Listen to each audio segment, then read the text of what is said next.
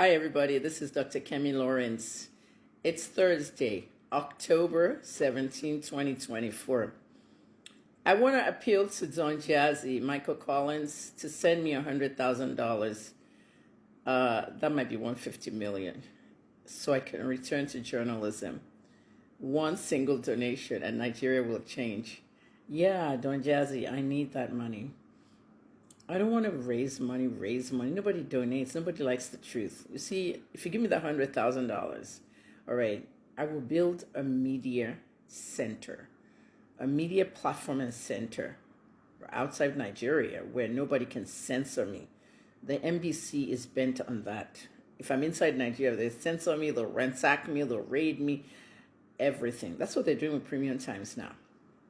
Sahara is in New York. People Gazette is in New York. Everybody's outside the country, and so am I. I have 5 years to retire, but Kemitalksmedia needs to be back as a news platform. I'm doing digital creation now and opinions, but Don Jazzy, if I bring back news, oh, you will see Nigeria change. We have activism voices.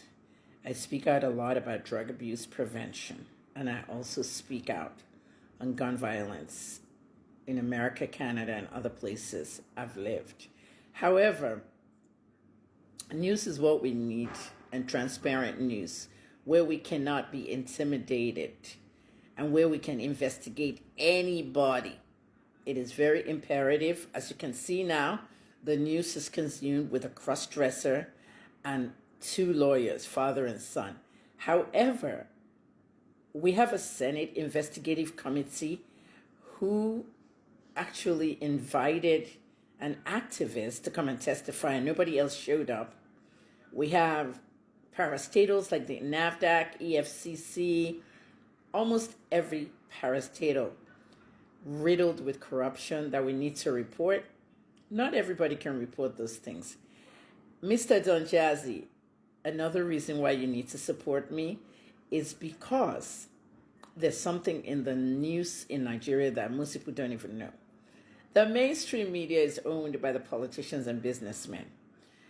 In America, Canada, and most countries, the media ownership cannot mix with politics.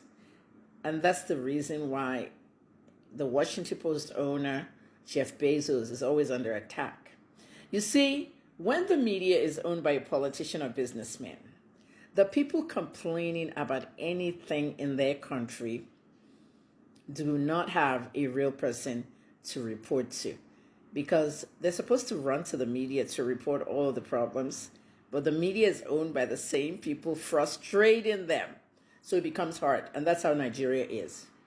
Tinubu owns TVC, Dr. C owns AIT, Awolowo owns the Nigerian Tribune, John Mama owns channels. So it's very hard. And when people are saying things happen, other channels will not report it. For example, when Mr. Tinubu had a bullion van pull into his house during the 2019 election, no one could report that. Even I challenged the guys at channels who said their boss is friends with Tinubu. John Momo is friends with Tinubu. And at the end of the day, they're not supposed to report it. We cannot have selective news or selective journalism in Nigeria. We cannot have suppressed news, we cannot have underreported news, and we cannot have fake news, of course. But Nigeria's highest news beat is suppressed and underreported news.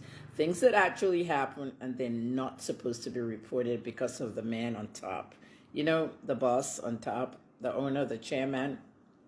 So if we want to bring real news back to Nigeria, okay, without censorship, I'm over here, Mr. Don Jazzy.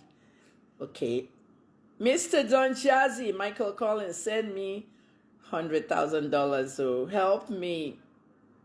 Or maybe I should run my own fundraiser like VDM. No, I really need the money because I started journalism in 1994, February. I retired February of 2024, but do we even call that a retirement? What did I do? Throughout that February until now, October, I've pretty much been giving opinions on news topics, and I had to come back for the Mobad case till May or June when I closed that case finally, because of the toxicology and the autopsy coming out. But I really think I've done a lot. I have investigated 37 stories in Nigeria, and I was vindicated in all of them, every single one. And the way Nigerians want news, they don't want it now, they want it later. As in, many things I investigated were not your typical investigative journalism story. They were things that they didn't feel like believing in the entertainment fields, you know. And then 4 years later, Kemi was right. What happened with the Romani kid? I said it in 2021. The inquest vindicated me. What happened with IPOB in 2016, in 2017, I was vindicated. I had, reasons to believe that Mr. Buhari was going to prescribe the group, and they're not a terrorist group. It's what they want you to see or what they want you to write. That's how the mainstream media works in Nigeria with their owners. I told people that Danielson Igwe had an issue with Mark Angel, but I was abused during the pandemic. 4 years later, Danielson did an interview, and I was vindicated. Almost everything I write, I'm vindicated, but it's not a matter of being vindicated. It's a matter of knowing the news like now. Now, if you look at ABC News in America, they have this ABC News Now. What is going on now? I want Nigerians love to eat, drink, sleep news. They love news. I want Nigerians to know what's going on now. I want to be able to ask a Nigerian what's going on right now. And they'll tell me the top 3 stories in Nigeria. So, Mr. Don Jazzy, Michael Collins, join us at Kemi Talks on Facebook. Kemi Talks on Facebook. That's my headquarters there. I'm also on Twitter, Instagram, and everything. But think about it, Michael. I need $100,000 to start a new platform. And I would love to bring my old platform back, HNN Africa. Thank you.